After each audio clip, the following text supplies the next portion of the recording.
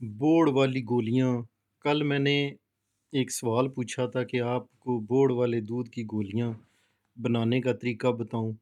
وہ گولیاں جو حکیم حضرات بنا کے سیل کرتے ہیں یا بازاروں میں عام سیل ہوتی ہیں، بازاروں والی کا تو مجھے پتہ نہیں ہے کہ اس میں کتنی سچائی ہے کتنی حقیقت ہے، لیکن حکماء حضرات جو بوڑ والی دودھ کی گولیاں بناتے ہیں وہ لازمی بوڑ والی دودھ کی گولیاں ہی ہوں گی۔ تو بہت سارے دوستوں نے کہا کہ ہمیں بوڑ والے دودھ کی گولیوں کا طریقہ بتا دیں۔ میرے دوست، اس میں 5 ہربل شامل ہوتی ہیں اور 2 چیزیں جو ہیں وہ ایک تو بوڑ کی جو داڑھی ہوتی ہے وہ شامل ہوتی ہے، دوسری چیز جو اس میں شامل ہوتی ہے وہ پیپل کی داڑھی اس میں شامل ہوتی ہے۔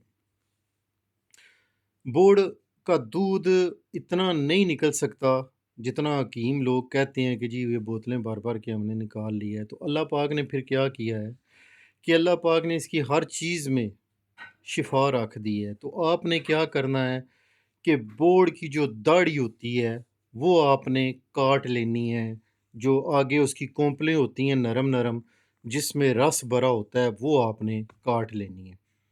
اور گرمیوں میں یا جب یہ موسم بہار ہوتا ہے تو وہ اپنی پوری جوبن پر ہوتا ہے، تو آپ کوشش کریں کہ وہ اس وقت آپ ان کو کاٹیں۔ وہ کونپلیں آپ نے کاٹ لینی ہیں 5 تولہ، اور 5 تولہ ہی آپ نے پیپل کی جو داڑھی ہوتی ہے وہ نیچے سے نکل رہی ہوتی ہے، جڑیں بھی ہوتی کہتے ہیں اس کو، لیکن وہ پیپل کی داڑھی ہوتی ہے۔ ایک بوڑ کی داڑھی ہوتی ہے، ایک پیپل کی داڑھی ہوتی ہے۔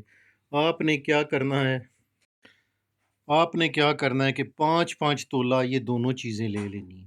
5 تولے آپ نے بوڑ کی داڑھی، 5 تولے آپ نے پیپل والی داڑھی لے کے ان کو آپ نے چھوٹا چھوٹا کاٹ لینا ہے۔ چھوٹا چھوٹا کاٹنے کے بعد اتنا اتنا آپ نے ان کو کاٹ لینا ہے۔ اس کے بعد آپ نے کیا کرنا ہے، اس کو ڈبل ٹرپل پانی میں آپ نے بھر کے اس کو گرینڈ کر لینا ہے اچھی طرح سے۔ گرینڈ کرنے کے بعد وہ ایک میش سا ہو جائے گا، حلوہ سا بن جائے گا۔ آپ نے اس کو ہلکی آنچ پر پکا لینا ہے۔ اس میں تیل وغیرہ آپ نے کوشش کرنی ہے کہ نہیں ڈالنا۔ آپ نے اس پانی کو ڈرائی کرنا ہے، اسی بوڑ کی داڑھی اور پیپل کی داڑھی کے اندر اس کو ڈرائی کرنا ہے۔ جب ڈرائی ہو جائے، پانی خشک ہو جائے، تو آپ نے اس کو نیچے اتار کے رکھ لینا ہے۔ اس کو آپ نے خشک کر لینا ہے۔ یہ 1-2 دن لے گا، 3 دن بھی ہو سکتا ہے لے لے۔ یہ 1-2-3 دن میں یہ ڈرائی ہو جائے گا، اور اس کو آپ نے دھوپ میں ڈرائی نہیں کرنا۔ آپ نے اس کو ڈرائی کرنا ہے سائے میں۔ جب یہ ڈرائی ہو جائے تو آپ نے اس کو پھر گرینڈر میں ڈال کے اس کا پاؤڈر کر لینا ہے۔ اب آتے ہیں دوسرے مرحلے کی طرف کہ دوسرے مرحلے میں آپ نے کیا کرنا ہے کہ یہ 5 تولے بوڑ کی داڑھی تھی، 5 تولے پیپل کی داڑھی تھی۔ اب آپ نے کیا کرنا ہے کہ 3 تولے آپ نے سفید موسلی لینی ہے، 3 تولے آپ نے اسگندھ لینی ہے، 3 تولے آپ نے ستاور لینی ہے، اور 3 تولے آپ نے سالب پنجا لینا ہے، اور 1.5 تولہ آپ نے لینی ہے مستگی رومی۔ یہ ساری چیزیں آپ نے الگ الگ پیس لینی ہے، پاؤڈر کر لینا ہے۔ الگ الگ پیسنے کے بعد ان سب کو آپ نے پیپل اور بوڑ کی داڑھی والے پاؤڈر میں مکس کر لینا ہے، اچھی طرح سے اس کو یکجان کر لینا ہے، ٹھیک ہے۔ اب آپ نے کیا کرنا ہے، اس میں تھوڑا تھوڑا شہد ڈال کے اس کو ایسے کر لینا ہے کہ یہ تھوڑا تھوڑا نم ہو جائے۔ جب یہ نم ہو جائے تو آپ نے اس کو شہد ہی کی مدد سے اس کی گولیاں بنا لینی ہیں۔ گولی اس کی آپ نے چنے سے تھوڑی سی بڑی بنانی ہے، چنے سے تھوڑی بڑی بنا لیں۔ اتنی موٹی گولی، مطلب کہ اچھی موٹی گولی آپ نے بنانی ہے، جیسے موٹا چنا ہوتا ہے اس سے ڈبل چنے کے برابر آپ نے اس کی گولی بنا لینی ہے شہد کی مدد سے۔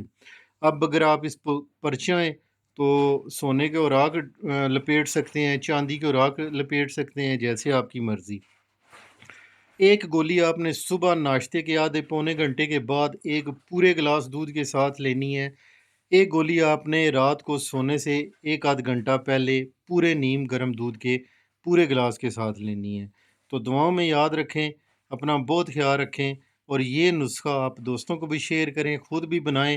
اور جب گولیاں بنائیں تو یہ بہت زیادہ گولیاں بن جاتی ہیں، تو لالچ نہ کریں کہ ساری گولیاں آپ نے رکھ لینی ہیں۔ آپ آگے پیچھے جو کمزور مستحق دوست ہیں، بہنیں، اور ایک بات اور، یہ عورتوں کے لیے بچیوں کے لیے، نوجوان بچوں اور بوڑھوں سب کے لیے بے انتہا مفید ہے، کیونکہ یہ صرف مردانہ طاقت کے لیے نہیں ہے، یہ عام طاقت کے لیے اور دردوں کے لیے، کمر درد کے لیے بھی بے انتہا مفید میڈیسن ہے۔